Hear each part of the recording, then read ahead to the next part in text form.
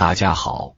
这里是养生有招，我是小杨医生。全球每年因慢性炎症相关疾病死亡的人数高达1500万，远超传染性疾病，其中超过 80% 的人正在用错误的方式对抗炎症，比如滥用抗生素、依赖安眠药，却忽视了厨房里最天然的消炎药。今天我想把一个压箱底的宝贝方子分享给您，它简单到只需要1勺蜂蜜加上另一味寻常之物，就能帮您解决困扰已久的发炎、咳嗽、失眠难题。很多人一听炎症就想到红、肿、热、痛，想到急性扁桃体炎、肺炎，觉得必须得用抗生素消炎。这个想法对了一半。对于细菌感染引起的急性炎症，抗生素确实是利器，但咱们中老年人身上最常见的其实是另外一种看不见、摸不着，却像温水煮青蛙一样慢慢侵蚀我们健康的慢性低度炎症。它不像急性炎症那样来势汹汹，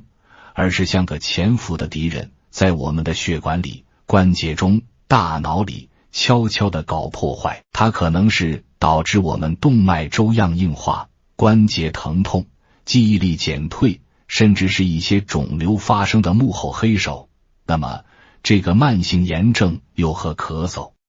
失眠有什么关系呢？关系太大了。您想，我们的身体就像一个精密的国家，免疫系统就是国防军。当慢性炎症这个内乱持续存在时，国防军就长期处于戒备状态，变得异常敏感。这时候一点小小的刺激，比如一点冷空气、一点灰尘，都可能引发国防军的过度反应，表现在呼吸道，就是一阵阵难以平息的咳嗽。这种咳嗽往往没有痰，或者只有少量白痰，查血象也正常。吃抗生素自然没用，因为它不是细菌感染，而是我们自己的免疫系统过于紧张了。再说说失眠，晚上睡不着，躺在床上翻来覆去，脑子里像放电影一样，白天的事、家里的事、儿女的事，一件件都冒出来了。这不仅仅是心事多，从医学角度看，长期的慢性炎症会影响我们大脑中神经递质的平衡，比如会降低让人感到愉悦和放松的血清素水平，干扰调节睡眠的褪黑素分泌。同时，身体的不适，比如喉咙的异物感、关节的酸痛，这些炎症带来的信号也会持续不断地向大脑发送警报，让大脑无法进入休息模式。所以炎症会让人睡不好，而长期睡眠不足又会削弱免疫力，加重炎症，这就形成了一个恶性循环。炎症、咳嗽不是失眠，免疫力下降，加重炎症。我门诊上有一位姓赵的老大哥，今年68，是个退休的工程师。他来找我的时候就是典型的3联征，嗓子总有异物感，时不时清嗓子，晚上一躺下就咳，严重影响睡眠。因为睡不好，白天头晕脑胀，脾气也变得暴躁，觉得浑身哪儿都不得劲儿。他跑了好几家医院，耳鼻喉科、呼吸科、神经内科都看遍了，药吃了不少，钱花了不少，问题却始终没解决。他当时很沮丧地跟我说，小杨医生，我是不是得了什么治不好的怪病了？我给他做了详细检查，排除了器质性病变后，笑着对他说，赵大哥，您没得怪病，您这是身体里的火没扑灭，而且用的方法不对。您想，身体里有一堆暗火，您光靠吃止咳药、安眠药，那只是把冒烟的地方盖住，火源还在，能管用吗？赵大哥一听，眼睛亮了，那您的意思是，这火能扑灭？当然能。我肯定的回答，而且灭火的材料可能就在您家的厨房里。从赵大哥的故事，我们可以看到，很多时候我们被一些看似顽固的小毛病折磨得痛苦不堪，根源在于我们没有找到问题的核心。我们习惯了头痛医头，脚痛医脚，却忽略了身体是一个整体，炎症、咳嗽、失眠，这三者就是身体向我们发出的连排警报，提醒我们是时候该好好调整一下身体的大环境了。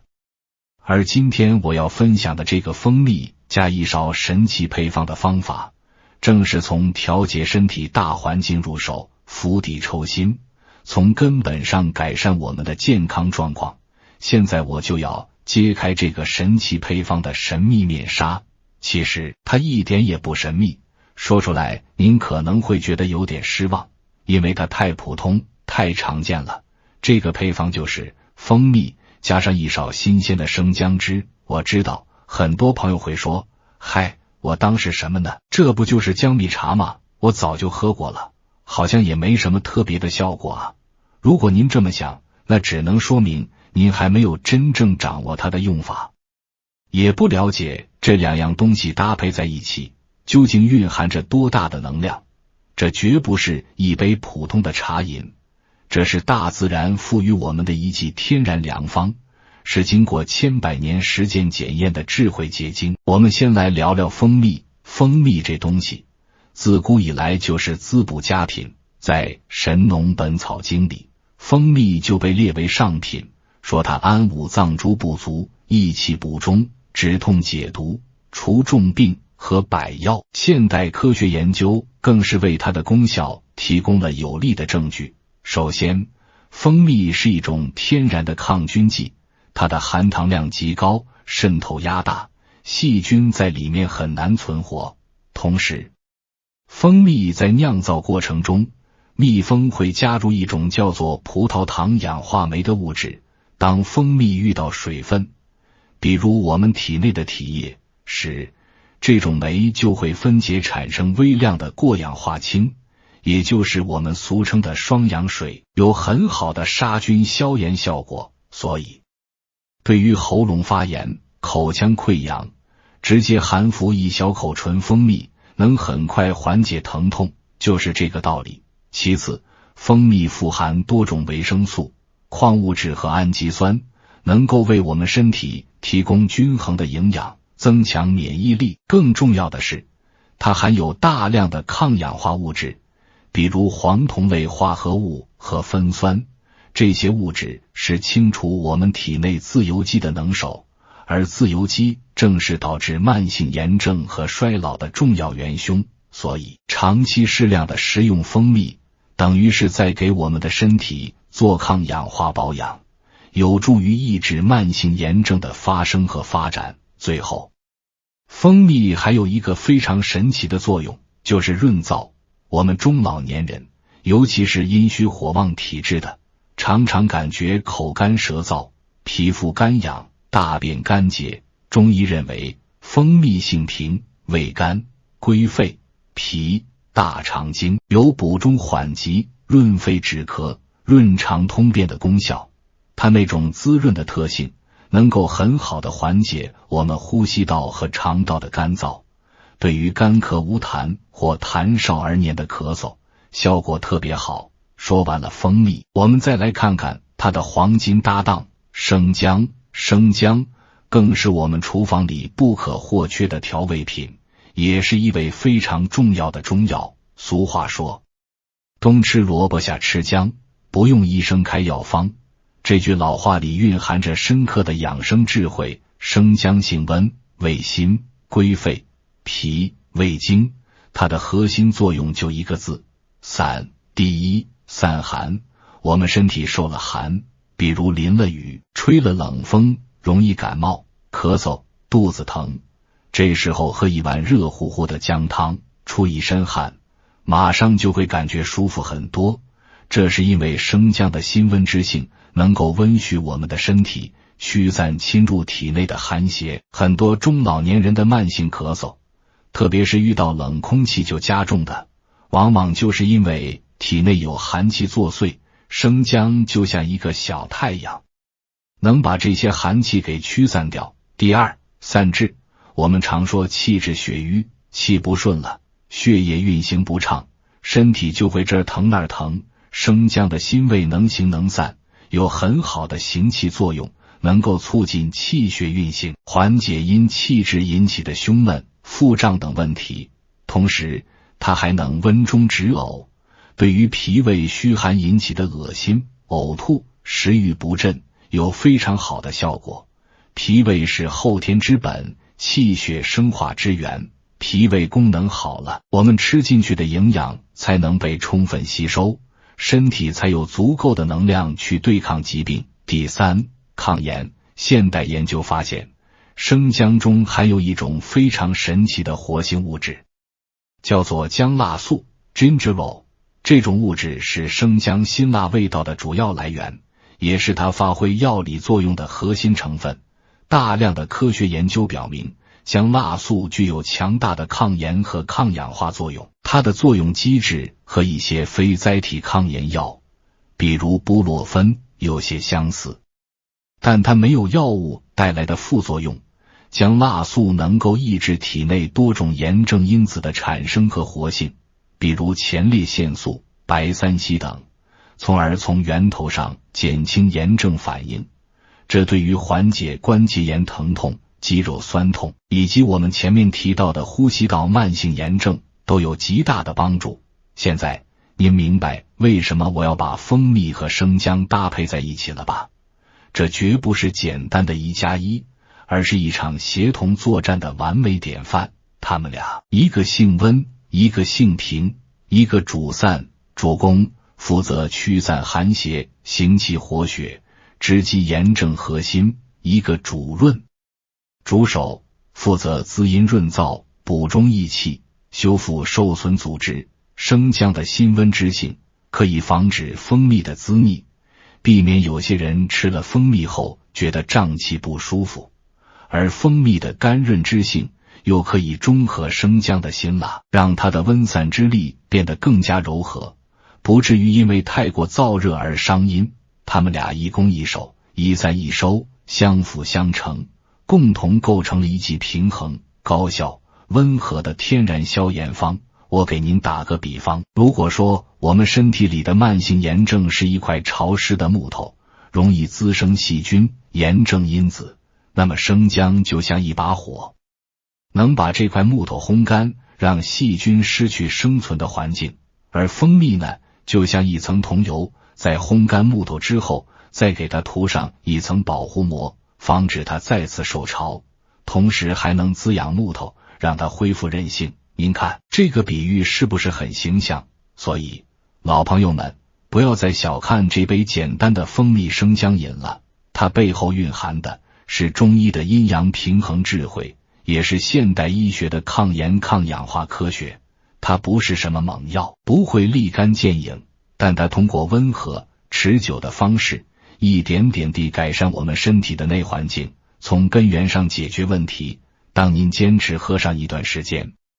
您会发现那些困扰您许久的喉咙不适、顽固咳嗽、辗转难眠，就在不知不觉中悄悄地消失了。接下来我们就来具体看看如何运用这个方子来解决我们中老年人最常见的第一大难题——发炎。这里的发炎，我主要想和您聊聊两种特别折磨人的情况，一种是总感觉喉咙里有东西，咳不出也咽不下的慢性咽炎，另一种是反反复复疼起来要命的口腔溃疡。先说慢性咽炎，这绝对是中老年人群里的高发病。很多老朋友跟我描述，说自己的喉咙里就像含着个梅子，或者有团棉花，总想清嗓子，但又没什么痰。早上起来的时候特别严重，刷牙的时候还容易恶心干呕，遇到天气干燥或者吃了点油炸辛辣的食物，症状就会加重。这种情况去医院检查，医生可能就告诉你这是慢性咽炎，开点含片或者漱口水，但效果往往不尽如人意，过不了多久又犯了。从中医的角度看，慢性咽炎大多属于虚火喉痹。什么意思呢？就是说这种火不是实火，不是您真的吃了太多上火的东西，而是一种虚火。我们年纪大了，肾阴、肺阴都会相对不足，就像身体里的水不够了，无法很好的滋润身体，水少了，火就显得相对旺了。这股虚火往上熏蒸到我们的咽喉部位，就会导致咽喉部黏膜干燥、充血、微痛，产生异物感。所以治疗这种慢性咽炎，关键不是去灭火，而是要去滋水，也就是滋阴润燥，让身体里的水足够多，自然就能把虚火给降下去。而我们的蜂蜜生姜饮恰恰就是针对这个病机的绝佳方剂。蜂蜜的润肺止咳、滋阴润燥功效，正好可以补充我们身体不足的阴液，直接滋润干燥的咽喉黏膜，就像给干裂的土地浇上了水。而生姜在这里就起到了一个非常巧妙的引导作用，它的辛温之性能够温通经络，把蜂蜜的滋润之力更好地引导到咽喉部位，同时它还能行气散滞，缓解因气滞导致的咽喉部异物感。更重要的是，生姜的温性可以防止蜂蜜过于寒凉，虽然蜂蜜性平，但大量服用也可能偏凉，避免损伤我们中老年人本就偏弱的脾胃阳气。那么具体怎么喝才能效果最好呢？我给您一个详细的操作指南。第一步，选材要精，蜂蜜一定要选择纯天然的、未经加工的成熟蜜，最好是那种结晶的蜂蜜，比如油菜花蜜、荆条蜜。结晶是蜂蜜正常的物理现象，反而说明它的浓度高，活性好。尽量不要买那种特别稀、特别亮、一年四季都不结晶的蜜，很可能是经过高温加工或者掺了糖浆的，里面的活性成分已经被破坏了。生姜呢，要选择新鲜、饱满、表皮光滑、没有腐烂的嫩姜。老姜虽然更辛辣，但对于慢性咽炎这种阴虚的情况，嫩姜的温性更为柔和，不容易上火。第二步，制作要巧，取新鲜生姜1块，大概拇指大小，洗干净后去皮。生姜皮性凉，去皮后温性更强，然后切成薄片或者剁成姜末，放入一个干净的碗里，用勺子或者捣蒜器把生姜捣出汁来，大概能捣出1小勺，约5至10毫升的生姜汁就够了。然后取1勺约15至20克纯蜂蜜，倒入盛有生姜汁的碗里，用小勺搅拌均匀。您会发现蜂蜜和姜汁会慢慢融合，形成一种半流质的带有淡淡辛辣味的蜜膏。第三步，服用要对，这是最关键的一步。最佳的服用时间是早晨空腹，以及晚上睡前1小时，早晨起床后。先喝一杯温水，清洁一下口腔，然后用小勺舀1勺我们刚刚调好的蜂蜜生姜膏，直接含在嘴里，让它慢慢的一点一点地滑过喉咙，再咽下去。不要急着喝水，让蜂蜜和姜汁的精华在咽喉部多停留一会儿，直接作用于发炎的黏膜。这个过程您会感觉喉咙里有一股温润的暖流，非常舒服。晚上睡前1小时，再用同样的方法服用一次。夜间是我们身体修复的黄金时间，睡前服用可以在睡眠中持续滋润咽喉，减轻夜间的干燥和刺激，从而大大提高睡眠质量。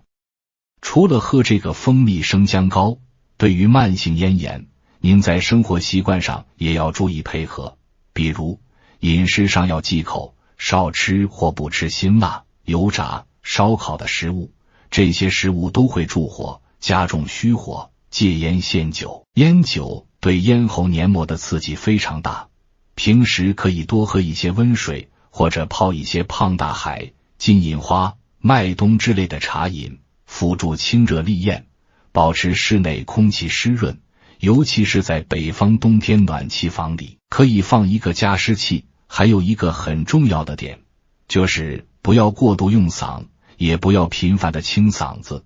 这个动作本身就会对咽喉黏膜造成机械性损伤。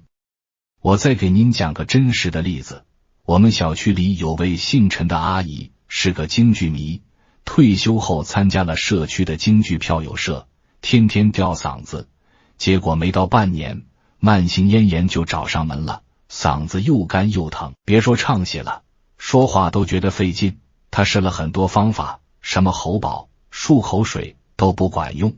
后来他女儿带他来找我，我就把这个蜂蜜生姜膏的方法教给了他。陈阿姨很认真，每天早晚坚持喝，而且严格按照我说的忌口，多喝水，少说话。大概1个多星期后，他高兴地来告诉我，说喉咙里的异物感减轻多了，也不那么干了。坚持了1个月，他又能重新回到票友社，开心地唱他的《霸王别姬》了。他逢人就说，这个方子比什么药都管用。说完慢性咽炎，我们再聊聊口腔溃疡。这个毛病虽然不大，但疼起来真要命，吃饭、说话都受影响，而且特别容易反复，这边刚好了，那边又长出来了。很多老朋友觉得口腔溃疡就是上火，就喝凉茶，吃清火药，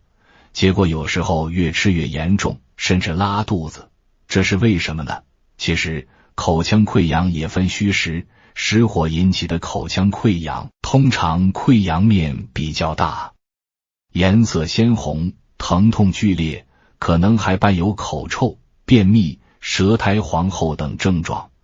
这种情况可以适当用一些清热泻火的方法，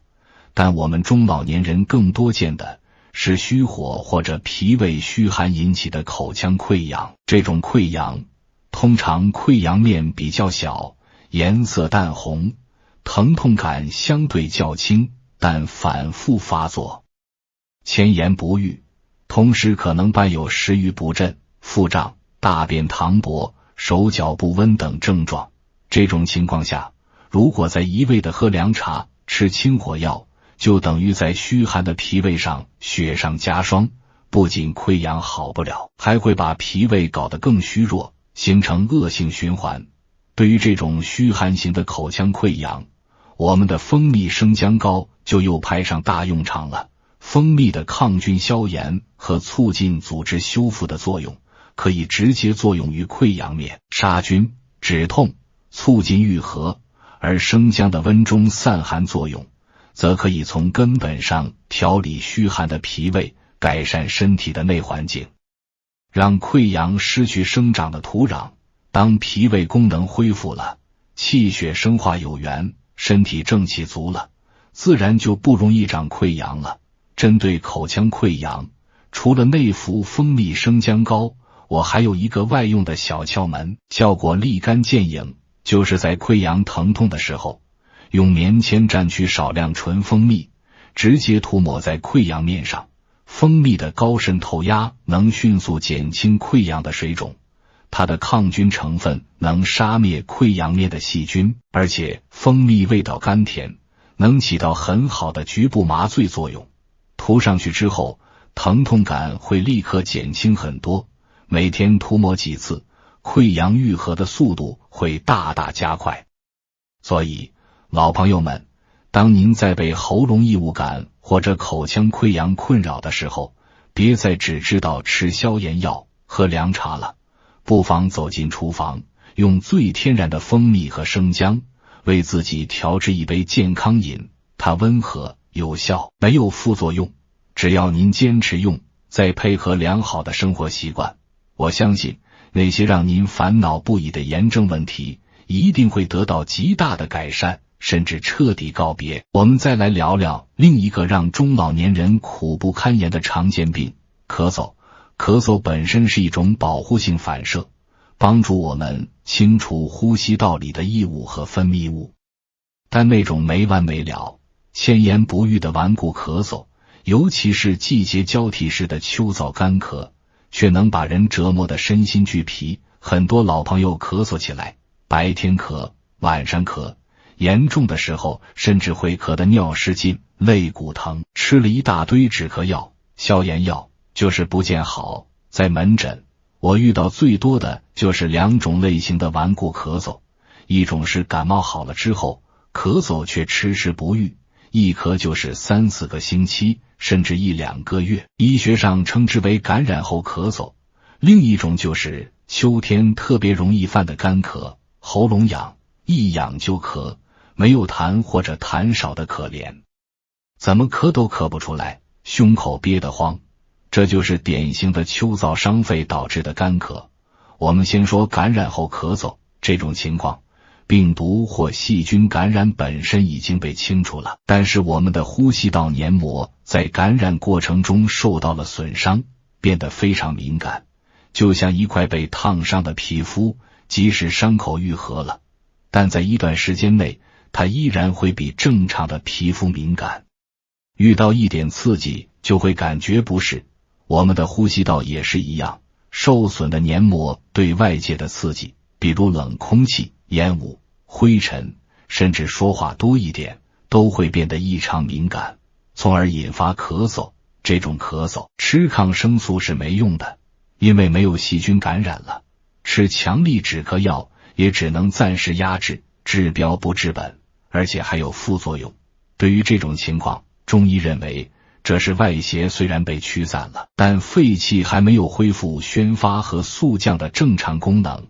同时病邪耗伤了肺阴，导致肺燥。治疗的关键在于润肺止咳，修复受损的黏膜，降低呼吸道的敏感性。而我们的蜂蜜生姜饮在这里再次展现了它的神奇。蜂蜜的润肺止咳功效是经过现代医学证实的，美国儿科学会就曾推荐，对于1岁以上的儿童感冒引起的咳嗽，蜂蜜的效果甚至优于一些非处方的止咳糖浆。蜂蜜能够在喉咙黏膜表面形成一层保护膜，缓解刺激，同时它的抗氧化和抗炎特性有助于受损黏膜的修复，而生姜在这里扮演了一个清道夫和稳定剂的角色，它的温性可以帮助驱散可能残留在体内的寒邪。它的抗炎作用，降辣素，能够减轻呼吸道的炎症反应，降低其敏感度。更重要的是，生姜能够温肺化饮，对于那种可少量白色稀痰的寒咳效果也很好。那么针对顽固咳嗽，我们的蜂蜜生姜饮可以做一些小小的调整，让效果加倍。我称之为蜂蜜生姜雪梨饮。制作方法也很简单，取一个雪梨，洗净，从顶部约1/4处切开，当做一个盖子，然后用勺子把梨核挖掉，形成一个梨盅，在梨盅里放入几片生姜，大概3至5片，再倒入1勺纯蜂蜜，盖上切下来的梨盖，用牙签固定好，把整个梨盅放入一个碗里，隔水蒸30分钟左右，直到梨肉变得软烂。蒸好之后稍微放凉一点，先喝碗里的汤汁，然后把梨肉和生姜一起吃掉。雪梨是秋季润肺的圣品，性凉，味甘微酸，具有生津润燥、清热化痰的功效。它和蜂蜜搭配，润肺的力量更强，而加入生姜又可以中和雪梨的凉性，使得整个方子变得平和，不寒不热，适合各种体质的人。这个蜂蜜生姜雪梨饮对于感染后咳嗽和秋燥干咳都有非常好的效果。每天早晚各吃一个，一般坚持3到5天，咳嗽的症状就会有明显的改善。我有一位老患者孙大爷，70多岁，有老慢支的底子，去年秋天感冒之后，感冒症状好了，但咳嗽却一直没停，晚上尤其严重影响睡眠。他女儿给他买了各种止咳药，吃了都没用，后来他女儿找到我就把这个蜂蜜生姜雪梨饮的方法教给了他。孙大爷坚持吃了3天，晚上咳嗽的次数就明显减少了，能睡个安稳觉了。坚持吃了1周，咳嗽基本就停了。他女儿高兴地给我打电话说，小杨医生，您这个方子太神了，比那些几百块的药都管用。当然，除了食疗，对于顽固咳嗽，日常的养护也非常重要。首先，一定要注意保暖，尤其是颈背部和脚部的保暖。我们后背有肺俞穴，脚部是人体的第二心脏，这两个地方受凉，很容易引发咳嗽。其次，要多喝温水，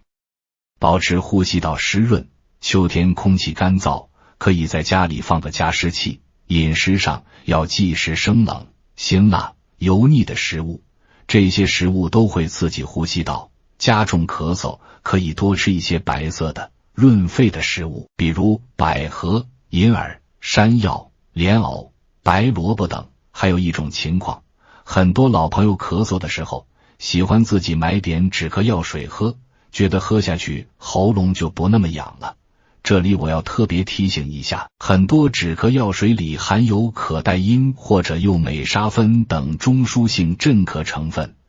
这些药物是通过抑制大脑的咳嗽中枢来达到止咳效果的。长期服用会产生依赖性，而且不利于痰液的排出。如果咳嗽有痰，强行镇咳，可能会导致痰液堵塞呼吸道，引发更严重的感染。所以止咳药水一定要在医生的指导下使用，不能自己随便乱喝。对于咳嗽，我们还要学会听声音辨寒热。一般来说，咳声重浊、痰白清晰、遇寒加重、伴有鼻塞流清涕的，多属于寒咳；而咳声嘶哑、痰黄粘稠、口干咽燥、遇热加重的，多属于热咳。我们这个蜂蜜生姜饮主要针对的是寒咳和燥咳、干咳。如果您是明显的热咳、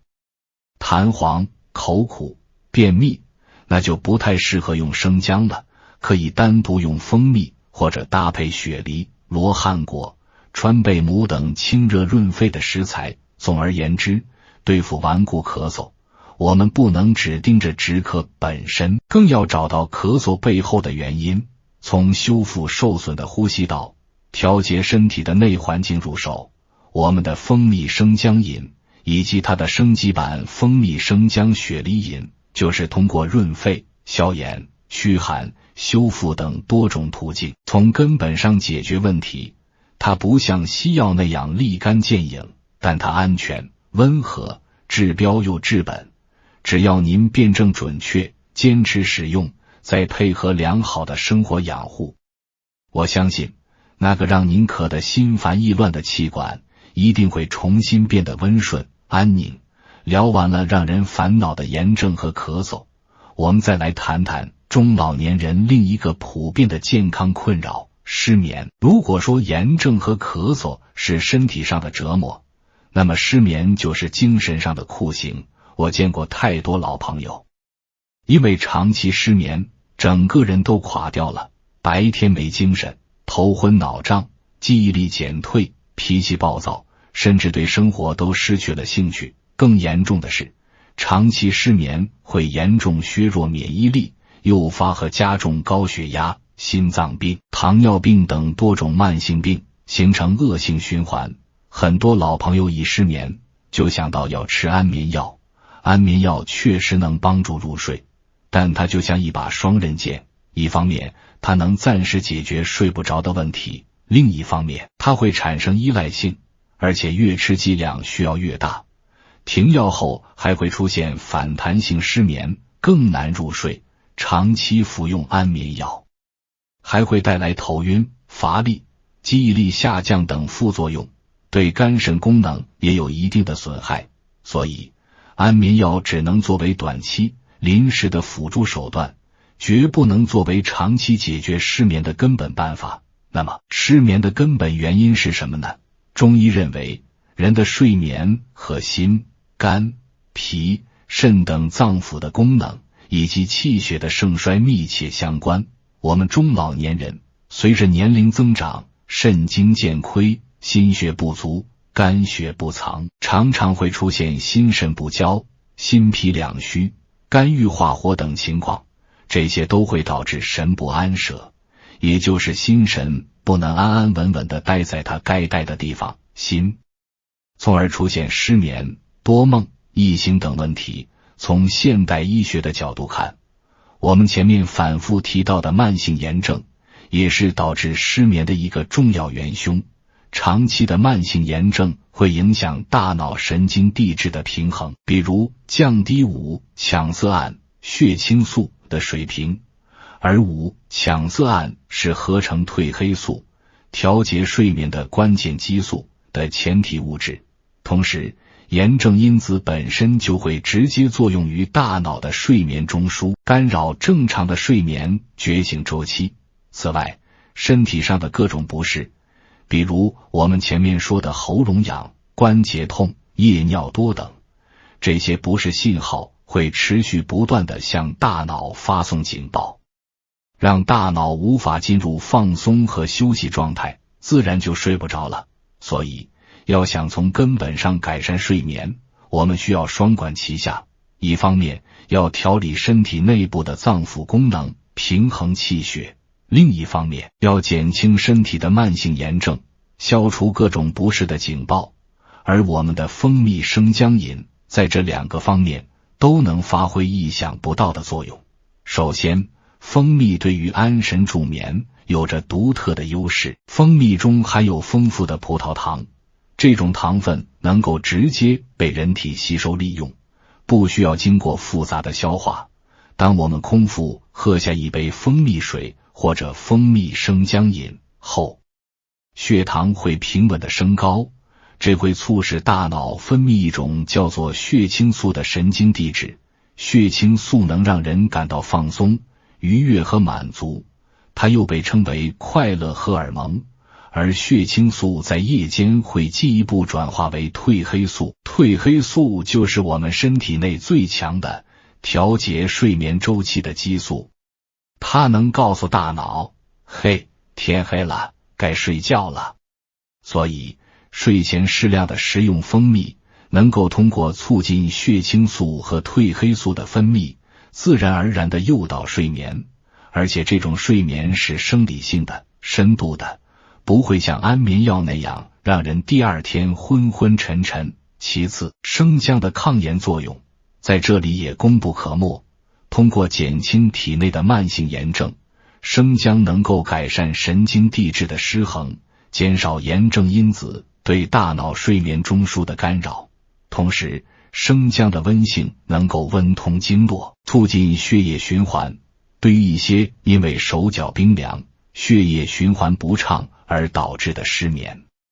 有很好的改善作用。手脚暖和了，人自然也更容易入睡。针对失眠，我建议您这样来使用我们的蜂蜜生姜饮。最佳饮用时间是睡前1小时，取1勺蜂蜜，加入少量，大概3-5滴新鲜生姜汁，用温水冲服。这里要注意，生姜的量一定要少，因为生姜有提神的作用，如果放多了，反而会影响睡眠。我们只需要取其温经散寒、抗炎的微弱药性即可。水温不宜过高，最好在40度到60度之间。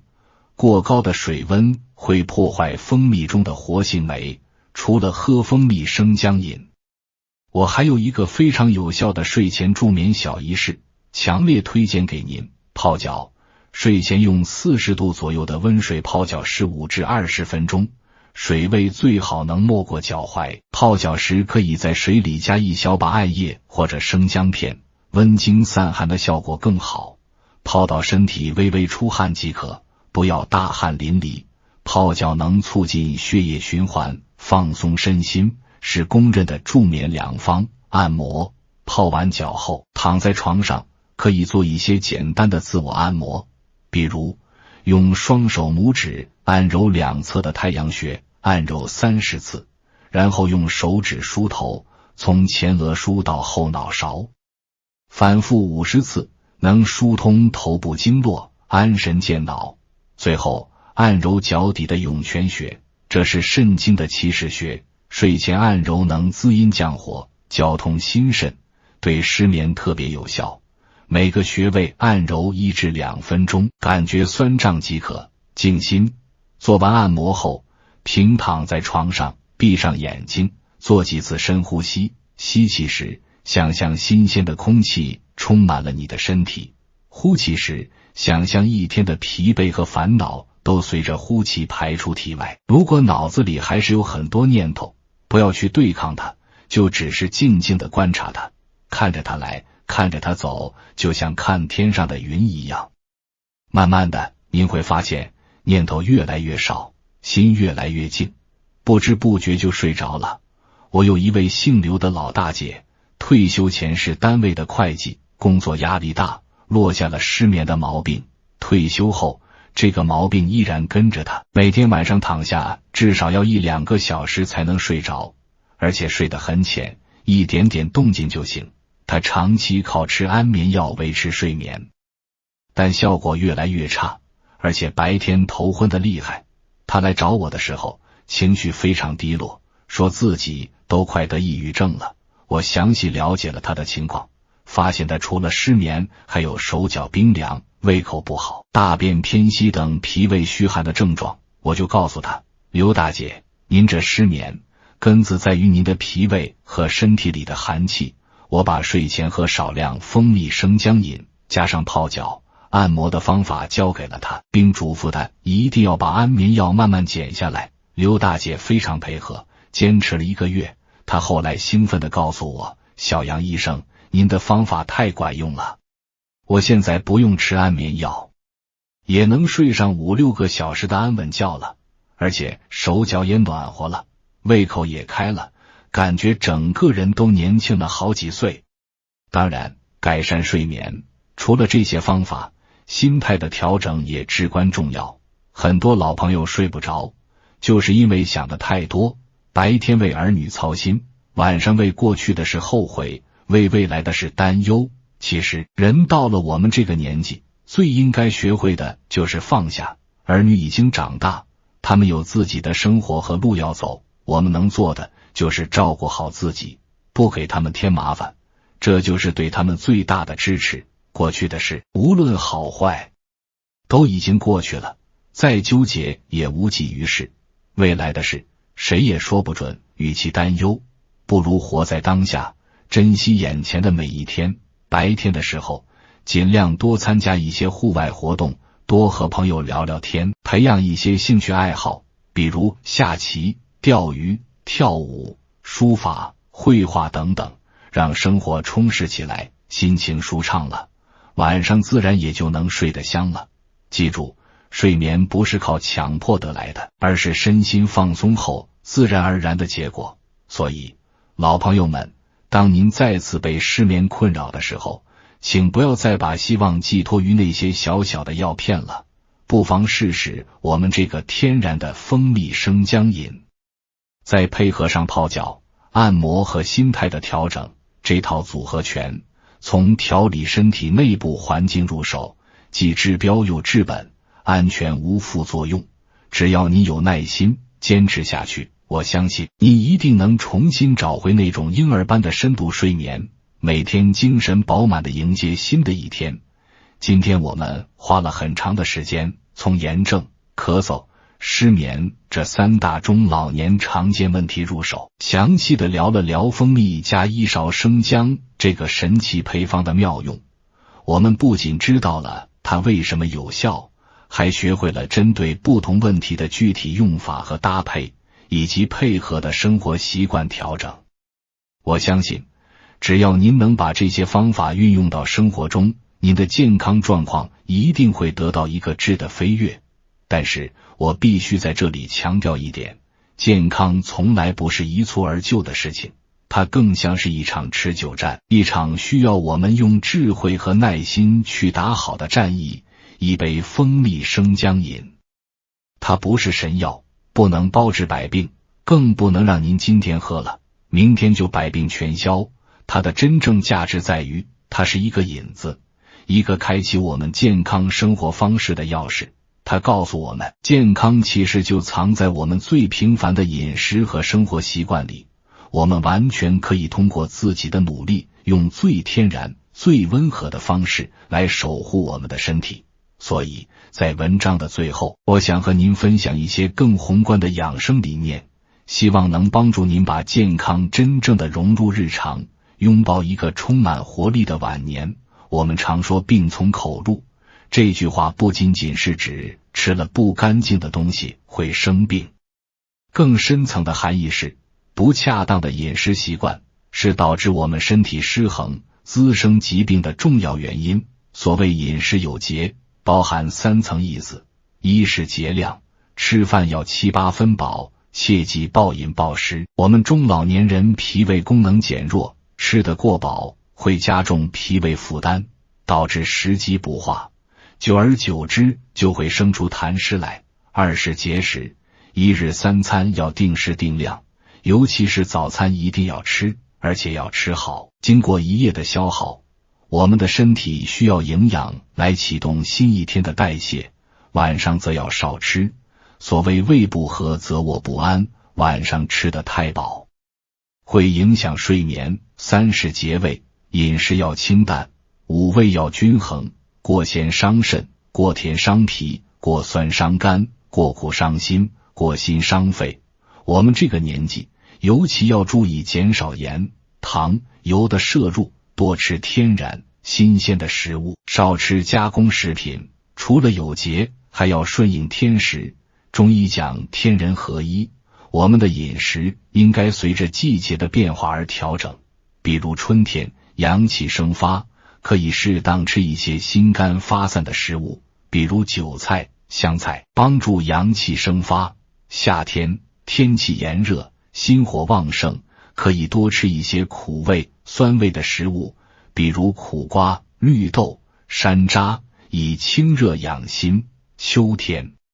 气候干燥，易伤肺经，就要多吃一些滋阴润燥的食物，比如梨、百合、银耳、蜂蜜。我们今天聊的蜂蜜生姜饮就非常适合秋天。冬天天寒地冻，阳气潜藏，可以适当吃一些温补的食物，比如羊肉、萝卜、黑豆，以温补肾阳，抵御寒邪。顺应时节来饮食，就像给植物浇水施肥，顺应它的生长规律，自然就能茁壮成长。生命在于运动，这句话对中老年人来说尤其重要。随着年龄增长，我们的肌肉会流失，骨骼会疏松，关节会僵硬，新陈代谢会减慢，而适度的运动正是对抗这些衰老变化的最佳武器。运动可以增强心肺功能，促进血液循环，提高免疫力，改善情绪，预防跌倒。但是我们中老年人的运动讲究的是动静结合，而不是一味的追求动。动是只要动起来，但不能剧烈。我推荐的运动方式是散步、快走、太极拳、八段锦、游泳、广场舞等。这些运动强度适中，对关节的冲击小，而且能很好的活动到全身的筋骨。每天坚持30分钟到1小时，微微出汗即可。不要去跟年轻人比跑步、比举重，那不适合我们。运动的关键在于持之以恒，3天打鱼2天晒网是没用的，把它当成像吃饭、睡觉一样，每天必做的事情，久而久之，您就能感受到身体的变化。静则是指静养，比如打坐、冥想，静养心神。我们这个年纪经历过风风雨雨，心神难免有所耗损。每天花上10至15分钟，静静地坐一会儿，什么都不想，或者放一点舒缓的音乐，让大脑和身体都得到彻底的放松。这对于修复我们的身体、积蓄能量有着非常重要的作用。动以养形，静以养神，动静结合，才能形神俱备，健康长寿。我行医几十年，见过很多长寿的老人，他们可能饮食各异，习惯不同，但他们都有一个共同点，那就是心态好，乐观开朗。古人说，笑一笑10年少，愁一愁白了头。这句话是很有道理的，情绪对我们的健康影响太大了。长期的焦虑、抑郁、愤怒、恐惧会导致我们身体内分泌紊乱，免疫力下降，加重慢性炎症，诱发各种疾病。所以我们中老年人一定要学会做自己情绪的主人。怎么做到呢？首先要学会放下，放下对儿女的过度操心，放下对名利的执着，放下对过去的悔恨，放下对未来的担忧。儿孙自有儿孙福，我们管好自己就是对他们最大的支持。其次要学会知足，我们这一辈子经历过艰苦岁月，现在生活条件这么好，还有什么不知足的呢？多看看自己拥有的，少看看自己没有的，幸福感自然就来了。再次要学会分享，多和老朋友、老邻居聊聊天，参加一些社区活动，把自己的快乐和烦恼都分享出去。快乐分享出去会变成双倍的快乐，烦恼分享出去就只剩下一半的烦恼了。最后要培养一个兴趣爱好，无论是养花、养鸟、下棋、钓鱼，还是唱歌、跳舞、写字、画画，只要能让自己投入进去，感到快乐的，就是好的爱好。有了爱好，生活就有了寄托，精神就有了寄托，人也就不容易感到孤独和空虚。最后，我还想提醒您一点，就是一定要定期体检。很多疾病在早期的时候是没有任何症状的，等到出现症状了，可能就已经到了中晚期，治疗起来就困难多了。定期体检就像给我们的身体做一次年检，能够帮助我们及时发现潜在的健康风险，做到早发现、早诊断、早治疗。对于我们中老年人来说，建议每年至少做一次全面的体检，包括血常规、尿常规、肝肾功能、血糖、血脂、血压、心电图、腹部 B 超，以及针对男性和女性的专项检查，如前列腺、乳腺等，把体检当成一件重要的事情来对待，这是对自己健康负责的表现。老朋友们，写到这里，我的心里充满了感慨。健康是我们每个人最宝贵的财富，尤其是到了我们这个年纪更是如此。它不像金钱，失去了还能再挣，不像时间，过去了还能再来，健康一旦失去，再想挽回，往往要付出10倍、100倍的努力。今天我分享给您这个蜂蜜加1勺生姜的方子，以及背后的一系列养生理念，其实都源于一个最朴素的愿望，希望我们每一位老朋友都能少生病，不生病，能健健康康、快快乐乐地享受自己的晚年生活，能看着儿孙绕膝，能和老伴携手散步，能和朋友谈天说地，能去看看祖国的大好河山。这些看似平凡的愿望，都需要一个健康的身体去支撑。所以，我真诚地希望您能从今天开始，从一杯暖暖的蜂蜜生姜饮开始，把健康的理念融入到您生活的点点滴滴中去。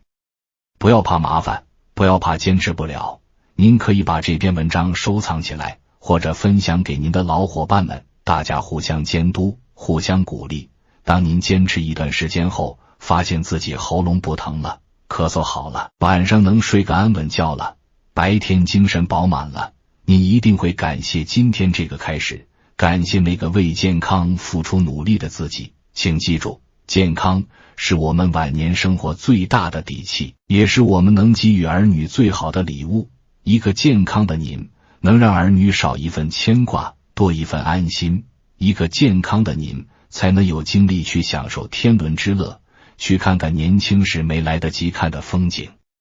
去做年轻时没来得及做的事。岁月可以在我们脸上刻下皱纹，但无法夺走我们追求健康、享受生活的权利。愿我们每一位朋友都能成为自己健康的第一责任人，用智慧和坚持书写一个健康、快乐、有尊严的晚年生活。加油，老朋友们，你一定可以的。